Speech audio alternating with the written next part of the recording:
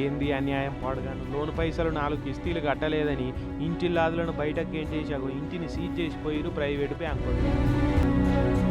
రాజన్న సిరిసిల్ల ఇందిరానగర్ కాడైంది దారుణం.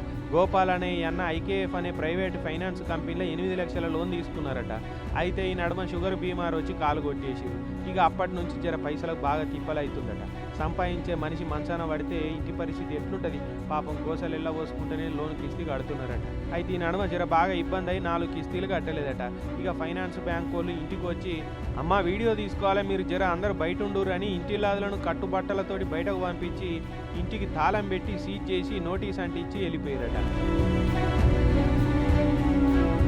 పాపం నడవలేకుంటున్న మనిషిని పట్టుకున్న గేటు కానే బోరు అని ఏడుస్తున్నారు ఇంటోళ్ళు.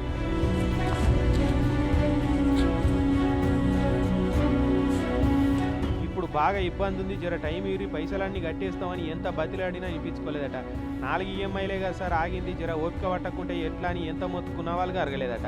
పాపం నడవలేకుంటున్న గోపాలన్నను పట్టుకొని వాళ్ళ ఇంటి ఇంటి ముంగట్నే దిక్కు దోచక నిలబడిపోయింది.